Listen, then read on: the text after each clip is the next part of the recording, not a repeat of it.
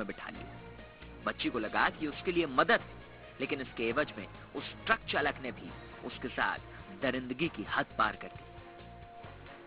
नाबालिग लड़की पहले जंगल में हवस का शिकार होती है, फिर उसे ढाबा ले जाया जाता है, फिर जंगल ले जाया जाता है। उसके बाद जो मुख्य आरोपी होते हैं, यानी कि जो लड़की का अपहरण करते हैं, वो उसे इसी रोड पर, ये नेशनल हाईवे है और ये कटनी की ओर जाता है, इसी रोड पर आगे चलकर वो उसको एक टोल प्लाजा के पास छोड़ देते हैं। वारदात जो है यहीं खत्म नहीं हो जाती है, या यूं कहें कि लड़की की जो परेशानियां थी वहीं खत्म नहीं हो जाती हैं। यहां से उसकी दूसरी परेशानी शुरू होती है। टोल प्लाजा के पास जब लड़की अकेले खड़ी होती है तो उस दौरान वहां से निकलने वाले ऐसे ही किसी ट्रक से वो मदद मांगती है। ट्रक ड्राइवर मदद भी करता है और उसे अपने साथ उमरिया की ओर, यानी कि वापस इसी रूट से, पहले इस रूट पर लड़के छोड़ जाते हैं और फिर वापस इसी रूट से उसी ट्रक में बैठकर लड़की उमरिया की तरफ आती है। लेकिन यहां भी उसकी अस्मत के साथ खिलवाड़ किया जाता है। ट्रक ड्राइवर लड़की के साथ रेप करता है और उसे उमरिया न छोड़कर उमरिया के आगे, यानी कि उमरिया गांव से कई किलोमीटर आगे ले जाकर उसे एक सुनसान इलाके में छोड़ देता है। इस तरह से उस बच्ची की आबरू को तार तार करने के बाद इन हैवानों ने उसे उमरिया के नजदीक छोड़ दिया। बच्ची के परिजन और प्रदेश की जनता इस सवाल का जवाब पुलिस महकमे से बार बार कर रही थी कि आखिर कैसे एक बच्ची 6 दिन से गायब थी और पुलिस महकमा उसे ढूंढ नहीं पाया। न तो वो जिले से बाहर गई, न ही ऐसा हुआ कि उसे किसी ऐसी खुफिया जगह पर छिपाया गया हो जहां से उसे ढूंढ पाना मुश्किल होता, बल्कि वो ढाबा जहां गैंगरेप की घटना को अंजाम दिया गया वो पुलिस थाने के बेहद नजदीक था। और इन सबसे बड़ा सवाल ये है कि आखिर पुलिस गश्त के वक्त क्या कर रही थी।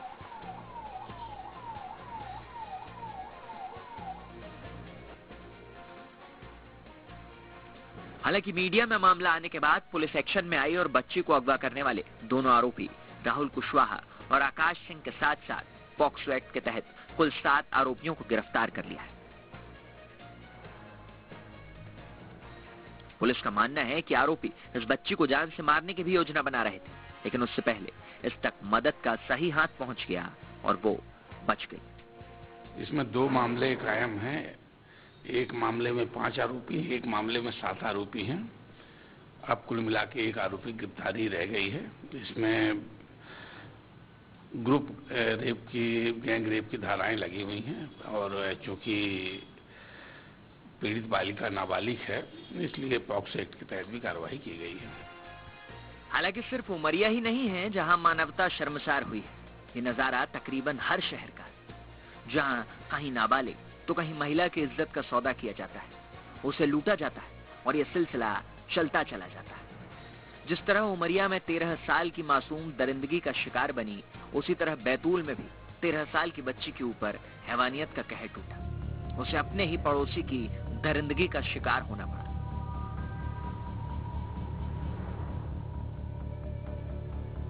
जानकारी के मुताबिक सारणी थाना इलाका में रहने वाली एक 13 साल की मासूम लड़की अपने खेत में मोटर बंद करने के लिए गई। जब वो काफी देर तक वापस नहीं लौटी तो घर वालों ने उसे ढूंढना शुरू किया। देर रात तक ढूंढने की कवायद चलती रही और आखिर में एक गड्ढे में उनकी बेटी बेहोशी की हालत में मिली, जिसके बाद सारा माजरा समझ में आ गया। दरअसल किशोरी जिस खेत में मोटर बंद करने गई थी, उसके पड़ोसी खेत के 40 साल के मालिक ने उस बच्ची का शोषण किया और फिर उसके सिर पर चोट देकर उसे पास ही एक गड्ढे में डाल दिया। पुलिस ने बताया कि दरिंदे ने पहले तो 13 साल की नाबालिग के साथ रेप की घिनौनी वारदात को अंजाम दिया और फिर उसके सिर पर किसी हथियार से हमला किया, शायद उसे जान से मारने के इरादे से। जब उसे लगा कि लड़की मर गई तो उसने लड़की को गड्ढे में डालकर पत्ते और झाड़ियों से ढक दिया, लेकिन परिवार वालों ने उसे ढूंढ निकाला। बच्ची के सिर पर गंभीर चोट थी, जिसके चलते उसे गंभीर हालत में भोपाल रेफर किया है।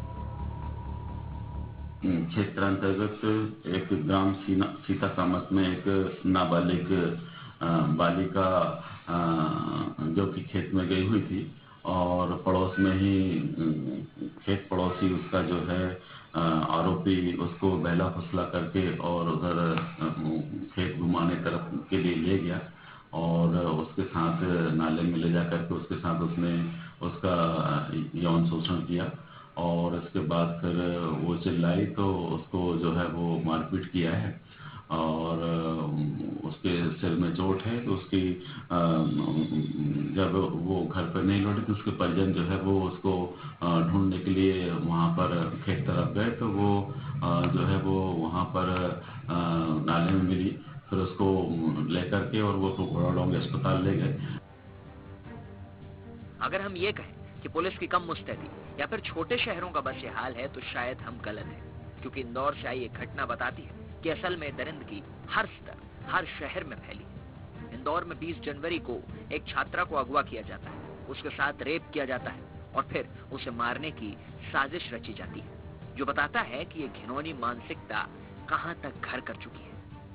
दरअसल इंदौर में कोचिंग जाते वक्त एक किशोरी का अपहरण 5 लोगों ने किया और फिर उसके साथ गैंगरेप की वारदात को अंजाम दिया। मन नहीं भरा तो उसे चाकू से गोद दिया और आखिर में उसे एक बोरे में भरकर घासलेट का तेल डाला और उसे रेल पटरी पर फेंक दिया। वो तो खुशकिस्मती थी कि किशोरी की आवाज कुछ लोगों ने सुन ली, वरना आज वो मौत के मुंह में समा चुकी होती। अभी लगभग 8:30 बजे पुलिस कंट्रोल रूम को सूचना प्राप्त हुई थी कि एक लड़की जो है वो घायल अवस्था में है और उसके साथ कुछ दुर्घटना घटित हुई है। इस पर से मौके पर थाने की टीम वहाँ पर पहुंची और उसको लेके MIH आए हैं। उसका इलाज करवाया जा रहा है। चाकू के 2 चोट के निशान हैं और लड़की के द्वारा उसका कहना है कि उसको 2 लोग लेके गए थे पाटनीपुरा चौराहे से और उसके साथ कोई घटना भी घटित हुई हो सकती है, उसका ऐसा कहना है। तो इस संबंध में भी उसका मेडिकल परीक्षण कराया जा रहा है। लड़की के द्वारा जो बताया गया है कि जो संदेही व्यक्ति है उस व्यक्ति को भी पुलिस ने अभी अपने हिरासत में ले लिया है और पुलिस अभी लड़की से और जो संदेही व्यक्ति है दोनों से पूछताछ कर रही है और घटना के बारे में तस्दीक की जा रही है। मध्य प्रदेश में दिन ब दिन रेप की वारदात बढ़ती जा रही है। अगर पुलिस के ऑफिशियल आंकड़ों पर एक नजर डालें तो 1 जनवरी 2020 से लेकर 30 नवंबर 2020 तक यानी कि 11 महीनों में 4193 महिलाएं और बालिकाओं के साथ दुष्कर्म हुआ है। यदि प्रतिदिन के हिसाब से आंकड़े देखें तो 13 रेप की घटनाएं रोजाना घटित होती हैं।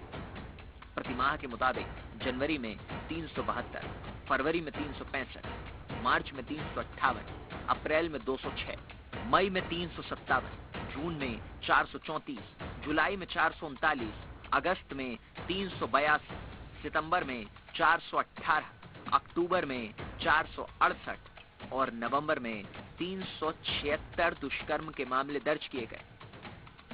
हालांकि मध्य प्रदेश वो राज्य है जहां बच्चियों से दुष्कर्म के मामले में फांसी की सजा का प्रावधान है, लेकिन महिला उत्पीड़न के मामले कम होने का नाम ही नहीं लेते।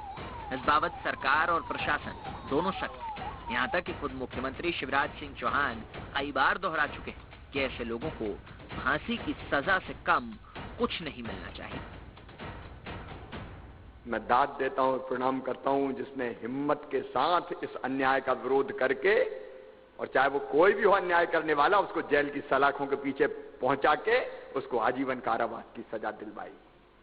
बेटी हौसला मत तोड़ना, हिम्मत मत हारना।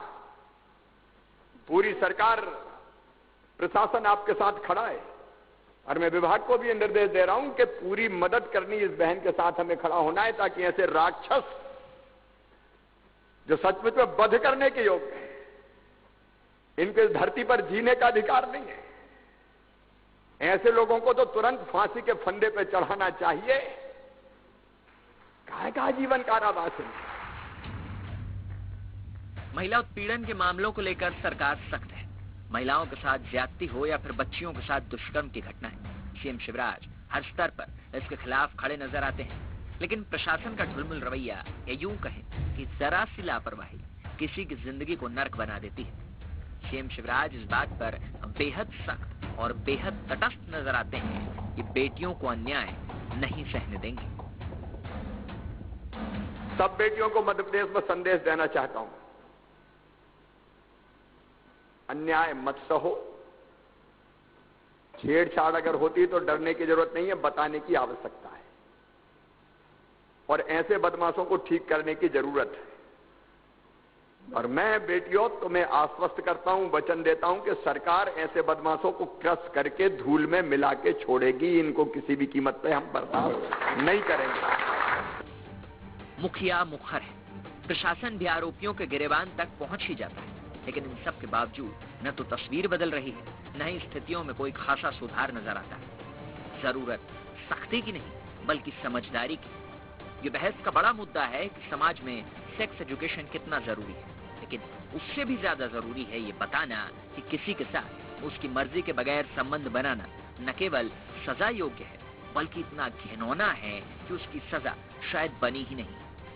किसी आरोपी की फांसी के साथ उस आरोपी का किस्सा खत्म होता है, लेकिन जरूरत आरोपी के किस्से की नहीं बल्कि मानसिकता के खत्म होने की। उमरिया से दुर्गेश कुमार, बैतूल से राजेश भाटिया और इंदौर से आदित्य सिंह के साथ टीम न्यूज स्टेट।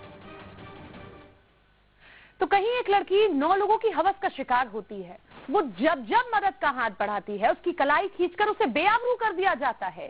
कहीं कोई बच्ची अपने पड़ोसी के लिए महज मांस का एक लोथड़ा बन जाती है जिस पर अपनी जोर आजमाकर वो उसे गड्ढे में फेंक देता है मरने के लिए। कहीं ट्यूशन जाती छात्रा अगवा कर ली जाती है, उसके जिस्म को नोचा जाता है और फेंक दिया जाता है उसे किस्मत की रेल पटरी पर, जहां सिर्फ उसकी हिम्मत ही उसे बचा पाती है। ये तस्वीरें हैं अलग अलग शहर की, लेकिन रंग सब में एक है, स्याह, गहरे, काले, जो शर्मसार करते हैं हमें, आपको और इस समाज को, नहीं करते तो बस कुछ ऐसे लोगों को जो हर बार जांच और कार्रवाई के वादे तो करते हैं पर निभा नहीं पाते हैं। खैर, कंट्रोवर्सी में आज के लिए इतना ही। आप बने रहिए न्यूज़ स्टेट के साथ।